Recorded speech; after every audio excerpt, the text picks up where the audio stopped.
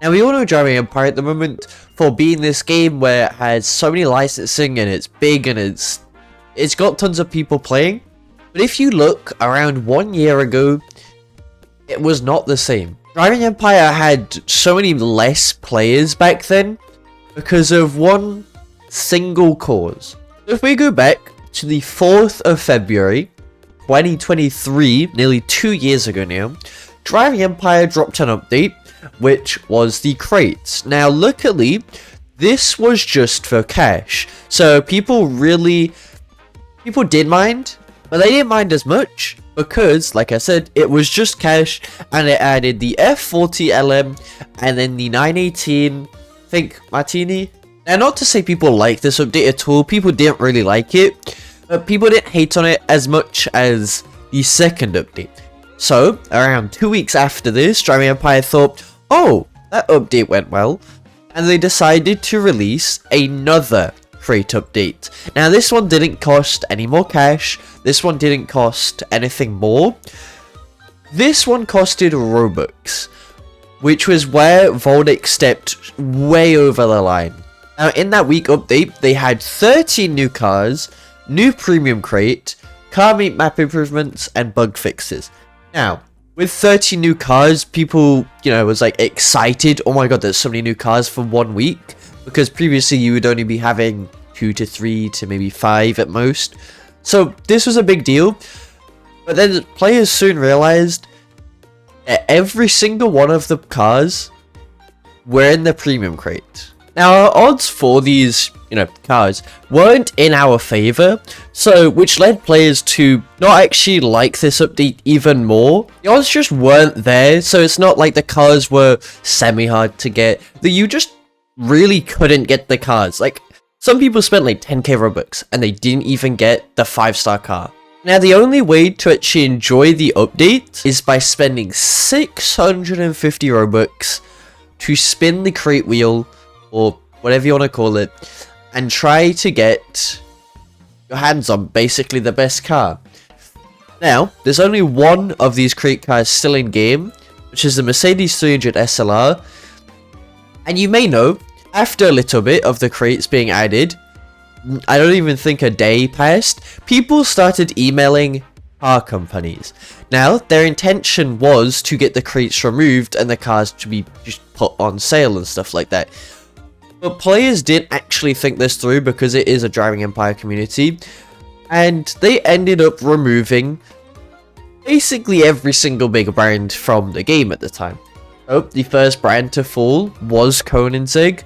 Koenigsegg got removed from the game, and it was Bugatti, and it was Ferrari, Pagani, Lotus, and you get the point. I'll put up on screen kind of the list of cars removed from the game just in 2023. There's so many more in 2024 that actually did get removed, but these are on screen are the ones just in 2023. Now, how did Driving Empire get to the point it is now, which literally had 73,000 players peaking in 2024 at the end, basically? And there's only really one simple way to answer this question. It is licensing. The game itself hasn't actually changed. The map hasn't changed. The chassis has actually gotten worse. The lighting as well has also kind of gotten worse. This is not to hate on Driving Empire, but it is all true. The game hasn't got any better, really. But licensing has actually caused the game to gain more popularity, because there's no other Roblox car game that has this magnitude of licensing and just has this amount of reach. So, on the 24th of November, 2023, Driving Empire released a big update, which people didn't expect, but it was Pagani licensing. Now, this was the first licensing ever to come to the game, so, no one really expected it and stuff like that. And to be honest, still to this day, getting Pagani for one of the first brands is still really crazy. I know it's nothing like, Koenigsegg or whatever, or Lamborghini, but Pagani is still a big brand. They're still a very luxury, big, and lovely brand, and we actually have more cars in game now than Forza. Driving Empire has more Paganis than a big Forza game, which is actually still kinda crazy.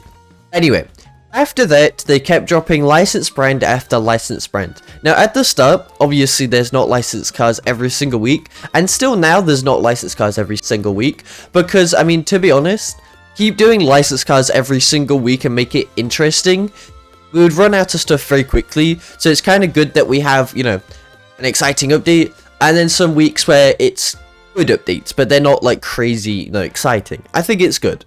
And to be honest, I'm not going to go over every single brand that have been added. I mean, you could go through my channel if you want to see the, like, licensed car tree, I guess, from where they started to where they are now, like, what they've added.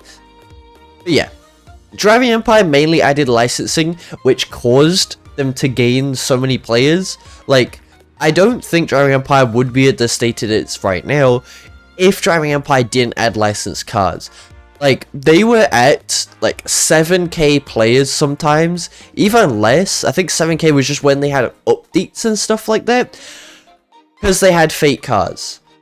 I'm not going to really go over fake cars too much, because it was a little point of Driving Empire, but basically, obviously, they couldn't, before they added licensed cars, they added fake cars, because, well, they didn't want cars to get removed, so they didn't want to spend, you know, crazy time modeling cars, adding it to the game, and then a week later the cars get removed or something like that.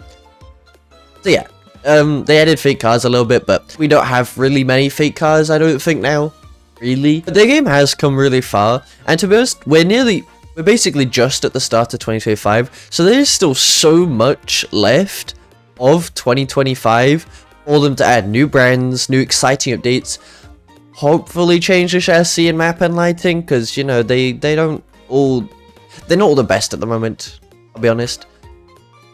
But yeah, other than that, Driving Empire is still an amazing game. It's literally, no other Roblox game can compete with it right now, unless Forza, for whatever reason, decides, let's make a Roblox game, and because they have obviously licensed the cars, I mean, I don't think that's how licensing works, because they have to license them in Forza, but maybe there might be a Forza Roblox game if they really want to try and get to a new market or something. I don't know, really.